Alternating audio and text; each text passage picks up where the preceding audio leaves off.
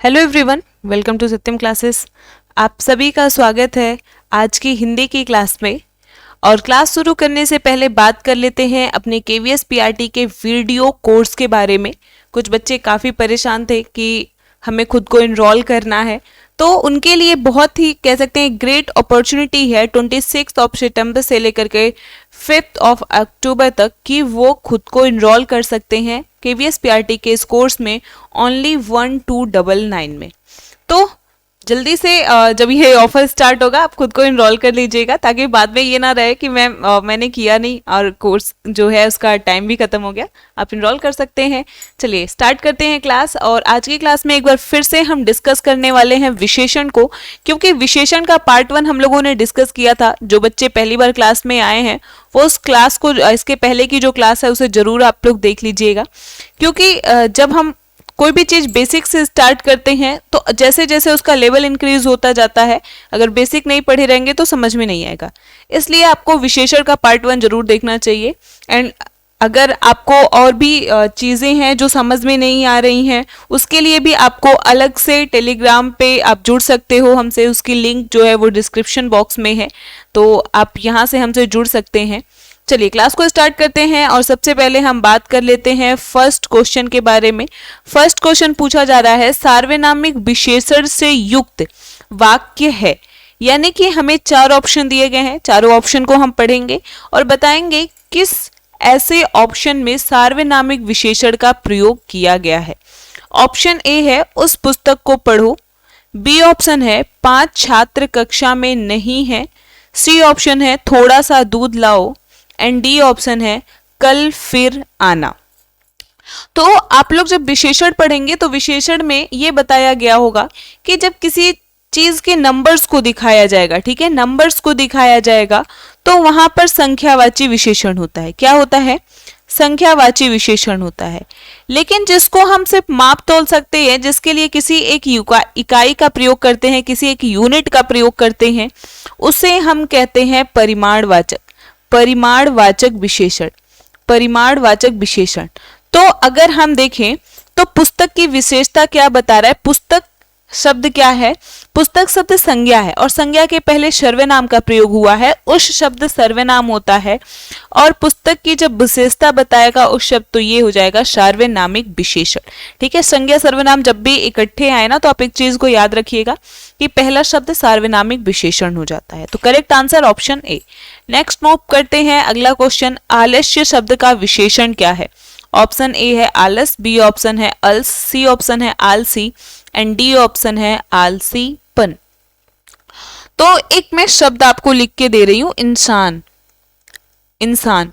अब आप बताओ इस इंसान के साथ, इंसान क्या है? इंसान या मानव या मनुष्य अगर हम लिख दें तो वो क्या हो जाएगा? वो संज्ञा है। ठीक है, क्या है? संज्ञा है। अब इस संज्ञा की विशेषता बताने के लिए इन चारों शब्दों में से आप किस शब्द का चयन कर सकते हो? आलस इंसान तो हम नहीं कहते हैं, ना अलस इंसान कहते हैं, ना आलसीपन इंसान कहते हैं, तो कहते क्या है? कहते हैं आलसी इंसान। क्या कहते हैं? आलसी इंसान कहते हैं। तो करेक्ट आंसर हो जाएगा ऑप्शन सी। नेक्स्ट मूव करेंगे अगले क्वेश्चन पे। गुणवाचक विशेषण बताना है हमें, बहुत ही आसान सा क्वेश्चन है। चौगुना, चौगुना अगर हम देखें तो ये संख्यावाचक भी हो सकता है, परिमाणवाचक भी। अगर यूनिट इसके साथ प्रयोग किया जाएगा तो परिमाणवाचक में चला जाएगा। ठीक है, 3 संख्यावाचक भी हो सकता है, परिमाणवाचक भी हो सकता है, कुछ संख्यावाची भी हो सकता है, परिमाणवाची भी हो सकता है। अब आपके मन में ये डाउट नहीं होना चाहिए कि संख्यावाची भी कैसे हो सकता है और ये परिमाणवाची कैसे हो सकता है। तो परिमाणवाचक हम तब कहेंगे जब इसके साथ किसी यूनिट का प्रयोग कर दिया जाए, किसी इकाई का प्रयोग कर दिया जाए, या किसी ऐसे शब्द का प्रयोग किया जाए, किसी ऐसे वस्तु का प्रयोग किया जाए जिसे सिर्फ और सिर्फ मापा या तौला जा सके, तो वो परिमाणवाचक विशेषण कहला जाएगा। ठीक है, और संख्यावाची किसी ऐसे चीज के लिए कि जहां पर हम सिर्फ उसे गिन सकते हैं। ठीक है, तो वो संख्यावाची में आ जाएगा। एक ही ऑप्शन हमारा बचता है, ऑप्शन बी, ये बिल्कुल करेक्ट आंसर होगा। नया शब्द गुणवाचक विशेषण होता है। नेक्स्ट क्वेश्चन, संस्कृति का विशेषण है, संस्कृति का विशेषण है। ऑप्शन ए है संस्कृत, बी ऑप्शन है सांस्कृतिक, सी ऑप्शन है सांस्कृतिक, एंड डी ऑप्शन है सांस्कृतिक। जो बच्चे किसी ऐसे स्कूल से पढ़े होंगे जो लास्ट में एनुअल फंक्शन होता होगा, वहां पर एनुअल फंक्शन को फंक्शन ना कहकर कार्यक्रम कहा जाए, ठीक है, कार्यक्रम कहा जाए। तो कार्यक्रम क्या हो जाएगा? कार्यक्रम की विशेषता बतानी है। किस शब्द से बता सकते हैं? संस्कृत से, सांस्कृत से, सांस्कृतिक से या सांस्कृतिक से। बहुत आसान सा क्वेश्चन है। विशेषण बताने के लिए हमेशा संज्ञा या सर्वनाम का प्रयोग करिए, उसके बाद अपने आप ही आपको आंसर मिल जाएगा। और करेक्ट आंसर है ऑप्शन डी, हम कहते हैं सांस्कृतिक कार्यक्रम, ठीक है। तो करेक्ट आंसर ऑप्शन डी होगा। नेक्स्ट क्वेश्चन पर मूव करते हैं। मानव शब्द से विशेषण बनाना है। मानव क्या है? संज्ञा, संज्ञा है। तो कभी कभी ये भी पूछा जा सकता है आपसे, संज्ञा से विशेषण बनाइए, ठीक है, या निम्नलिखित में से कौन सा शब्द ऐसा है जो संज्ञा से विशेषण बना है? तो मानव क्या है? संज्ञा है। विशेषण बनाना है। मानव, मनुष्य, एक ही चीज है। मानवीकरण, मानवता या मानवीय। तो मानव का अगर हम विशेषण देखें तो होता है मानवीय। क्या होता है? मानवीय। जैसे घटना आप लिख लीजिए, घटना, तो हम क्या बोलेंगे? मानवता घटना नहीं कहते ना, मानवीकरण घटना कहते हैं। क्या क्या बोलेंगे? मानवीय। क्या बोलेंगे? मानवीय घटनाएं, मानवीय घटना। तो फिफ्थ क्वेश्चन का करेक्ट आंसर क्या होगा? फिफ्थ क्वेश्चन का आंसर जल्दी से आंसर करेंगे आप लोग। तो आंसर क्या हो गया? फिफ्थ क्वेश्चन का करेक्ट आंसर ऑप्शन डी। चलिए नेक्स्ट मूव करते हैं, अगले क्वेश्चन पर आ जाएंगे। अगला क्वेश्चन लिखा गया है, आदर शब्द से विशेषण बनाइए, ठीक है, आदर शब्द से विशेषण बनाइए। ऑप्शन ए है आदरकारी, बी ऑप्शन है आदर पूर्वक, सी ऑप्शन है आदरणीय एंड डी ऑप्शन है इनमें से कोई नहीं, ठीक है। फिर से हम एक शब्द लिखते हैं, बहुत नॉर्मल सा शब्द, पिता।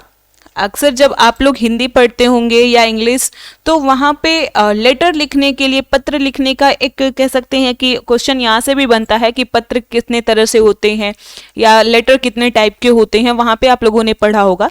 तो जब हम अपने पिताजी को कोई पत्र लिखेंगे या अपने से बड़े को कोई पत्र लिखते हैं, तो वहाँ पर हम एक शब्द जोड़ते हैं जो विशेषण होता है। तो बताएंगे आदर का विशेषण, क्या हम आदरकारी पिता लिख सकते हैं, आदर पूर्वक या फिर आदरणीय?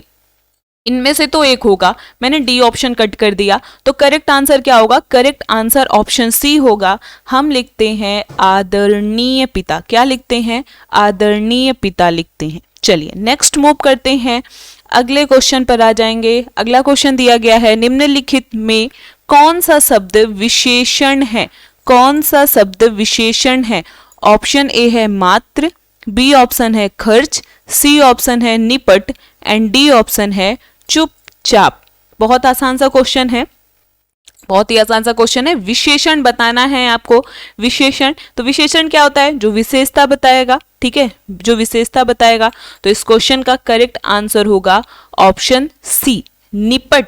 निपट क्या है? ये विशेषण है, ठीक है, ये विशेषण है। और ये आपको कमेंट बॉक्स में बताना है, कमेंट करके ये आपको कमेंट बॉक्स में बताना है कि निपट का मतलब क्या होता है, इसका अर्थ क्या होता है, ठीक है। चलिए नेक्स्ट मूव करते हैं, अगले क्वेश्चन पर आ जाएंगे। नेक्स्ट क्वेश्चन लिखा गया है, सारस की तरह लंबी गर्दन की बड़ी अजीब लगती है, भी बड़ी अजीब लगती है, इस तरीके से होना चाहिए था। में विशेषण पदबंध है, विशेषण पदबंध। देखिए अब इस क्वेश्चन को समझिएगा, पदबंध कहने का मतलब क्या है कि हम किसी शब्द से डायरेक्ट जब हम विशेषता बता दें, ठीक है, किसी शब्द से जब हम सीधे किसी की विशेषता बता दें तो उसे हम विशेषण कह देंगे। जैसे आदरणीय हम लिख दिए, आदरणीय लिख दिए, ठीक है, एक मिनट, आदरणीय लिख दिए, ठीक है। तो ये अपने आप में क्या हो गया? ये विशेषण हो गया। लेकिन आप क्या करेंगे? अगला फिर क्या होगा? आदरणीय हो गया ना, अब इसको छोड़ दीजिए।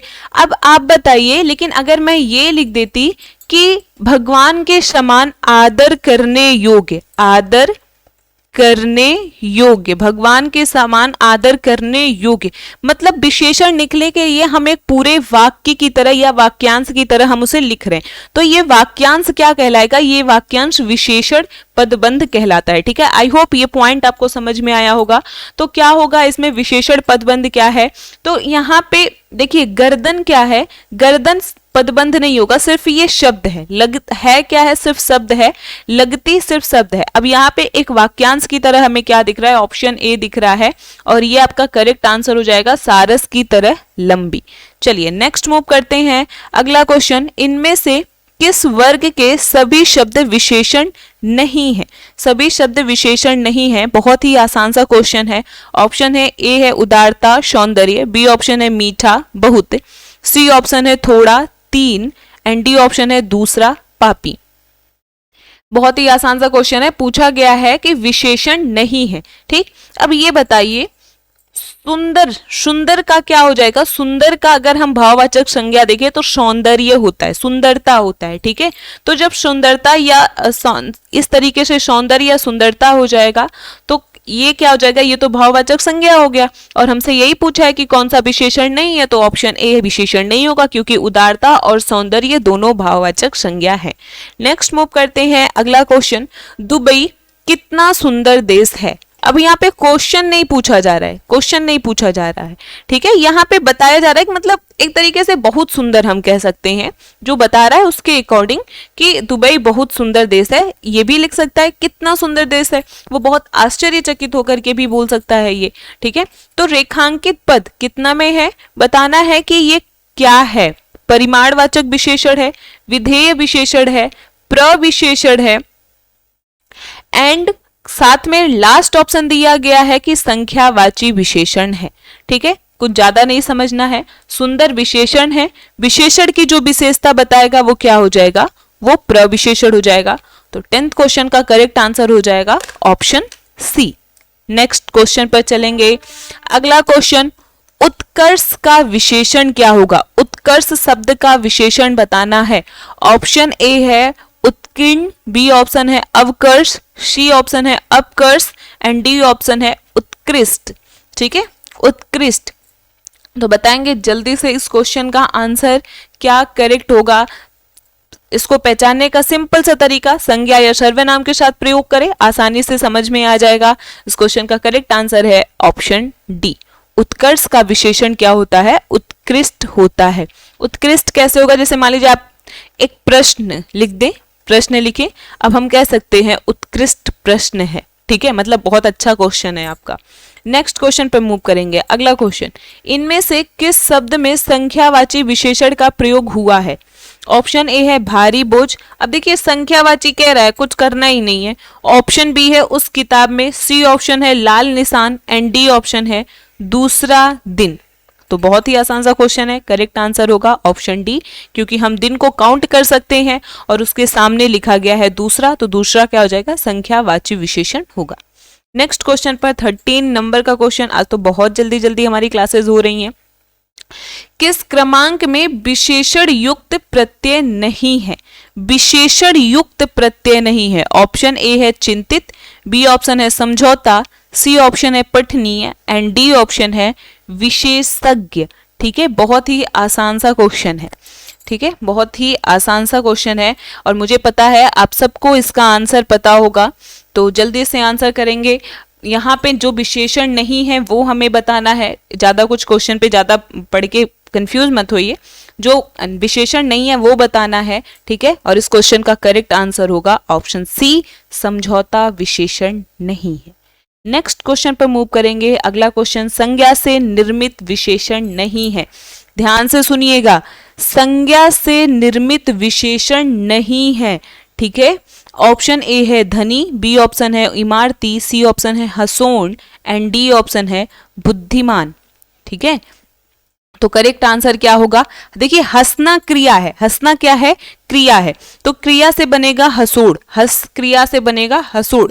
ठीक है, तो ये आप कह सकते हैं कि संज्ञा से निर्मित नहीं है। इमारत क्या है, इमारत संज्ञा है, उससे इमारती बनेगा, इमारती लकड़ी हम कह सकते हैं।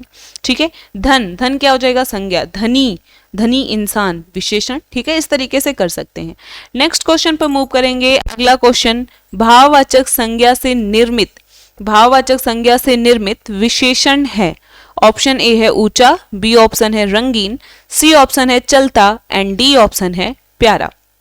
तो इस क्वेश्चन को तो मैं नहीं डिफाइन करने वाली, आप सबको तो बहुत अच्छे से पता है ये क्वेश्चन का आंसर क्या होगा। तो जल्दी से आंसर करेंगे, भाववाचक संज्ञा से निर्मित विशेषण का, ठीक है। चलना क्या है? क्रिया है भाई, ठीक है, चलना क्रिया है। अब आप यहां से कर सकते हो, यहां से तो बहुत आसान है। तो करेक्ट आंसर क्या होगा? करेक्ट आंसर ऑप्शन डी, ठीक है, प्यारा। प्यारा क्या हो जाएगा? भाववाचक संज्ञा से निर्मित विशेषण होगा। नेक्स्ट क्वेश्चन, किस क्रम में सार्वनामिक विशेषण नहीं है? सार्वनामिक विशेषण नहीं है, ठीक है। ऑप्शन ए है मेरा घर इसी शहर में है, बी ऑप्शन सभागार में बहुत आदमी थे, सी ऑप्शन ऐसा आदमी तो नहीं देखा एंड डी ऑप्शन आपका पत्र मिला। सार्वनामिक विशेषण घर क्या है? संज्ञा। संज्ञा की विशेषता क्या बता रहा है? मेरा, ठीक है। या अगर हम देखें तो शहर, शहर क्या है? संज्ञा। संज्ञा की विशेषता क्या बता रहा है? इसी, सार्वनामिक विशेषण हो गया, ठीक है। आदमी, आदमी क्या है? संज्ञा। संज्ञा की विशेषता क्या बता रहा है? ऐसा। ऐसा क्या है? सर्वनाम है। पत्र क्या है? संज्ञा। संज्ञा की विशेषता क्या बता रहा है? आपका। तो करेक्ट आंसर क्या बचा? ऑप्शन बी बचा। ये विशेषण, सार्वनामिक विशेषण का इसमें प्रयोग नहीं हुआ है। नेक्स्ट क्वेश्चन पर आ जाएंगे। अगला क्वेश्चन 17 नंबर का क्वेश्चन, किस क्रम में अनिश्चयवाचक सार्वनामिक विशेषण नहीं है? अनिश्चय, ठीक है, अनिश्चयवाचक की बात कही जा रही है और साथ में क्या होना चाहिए? सार्वनामिक होना चाहिए। ऑप्शन ए है किसी ने उसे धमकाया, बी ऑप्शन दाल में कुछ काला है, सी ऑप्शन मुझे कोई पुस्तक दे दीजिए एंड डी ऑप्शन वह बहुत समझदार है। ये क्वेश्चन बहुत ही यूनिक है, इंपॉर्टेंट क्वेश्चन है। इस क्वेश्चन को जरूर आप लोग करिएगा। आंसर अपना जल्दी से बताएंगे और जो बच्चे बाद में देख रहे हैं वो अपना कमेंट बॉक्स में जरूर आंसर देंगे, ठीक है। देखते हैं कितने लोगों का आंसर आने वाला है। सार्वनामिक विशेषण तो पहचानना बहुत आसान है। अनिश्चयवाचक, जिसकी निश्चितता ना हो, अनिश्चयवाचक हो जाएगा। तो करेक्ट आंसर क्या हो जाएगा? करेक्ट आंसर है ऑप्शन डी, वह बहुत समझदार है। वह के साथ अगर आप देखें तो किसी भी व्यक्ति या वस्तु या संज्ञा ऐसा नहीं प्रयोग किया गया है। क्या हो जाएगा? सार्वनामिक विशेषण को नहीं दिखाता है। चलिए नेक्स्ट क्वेश्चन पर आ जाते हैं। 18 नंबर का क्वेश्चन, इनमें से किसमें विशेषण का प्रयोग नहीं हुआ है?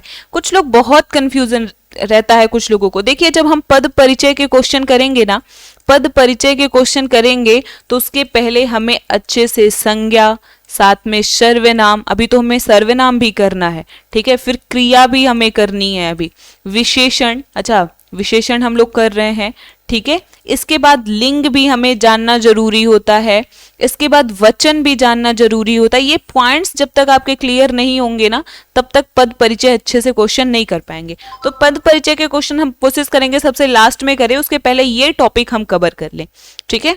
तो इस क्वेश्चन का करेक्ट आंसर क्या होगा? इस क्वेश्चन का करेक्ट आंसर है ऑप्शन डी, अहिंसा की भावना।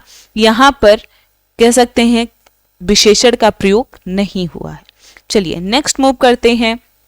अगले क्वेश्चन में, इनमें से विशेषण उपवाक्य है, ठीक है। विशेषण का कौन सा किसमें विशेषण का प्रयोग किया गया है? सिंपल कहने का मतलब है। ऑप्शन ए है जो रुपए मुझे मिले थे वे खर्च हो गए, बी ऑप्शन यदि वह कहेगा तो मैं भी चलूंगा, सी ऑप्शन गुरुजी ने कहा कि वे आज नहीं आएंगे एंड डी ऑप्शन मैं ज्यों ही वहां पहुंचा वह चला गया। तो विशेषण पहचानना है, बड़े आसानी से पहचान सकते हैं, कुछ करना नहीं है। आप देख सकते हो कितने 4 ऑप्शन में तो बड़े आसानी से पहचान सकते हो भाई, कुछ तो करना नहीं, कितने आसान आसान से ऑप्शन भी दिए गए हैं, है ना। तो देखते हैं क्या करेक्ट आंसर होगा। इस क्वेश्चन का करेक्ट आंसर है ऑप्शन ए, ठीक है। समझ में आया? अगर नहीं आया होगा तो फिर से मेरी बात को ध्यान से सुनिएगा। यहां पे विशेषण पूछा जा रहा है, ठीक है। यहां पे क्या कहा जा रहा है?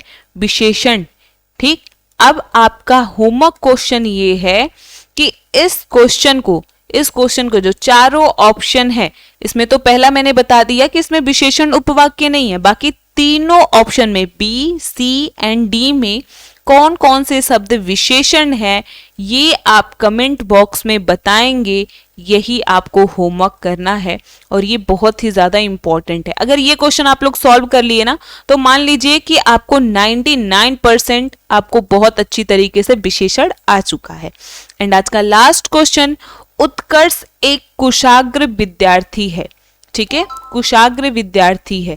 यहाँ कुशाग्र कौन सा विशेषण है? बहुत इजी सा क्वेश्चन है, बिल्कुल लड्डू क्वेश्चन है। देखते हैं कितने लोग आंसर करते हैं।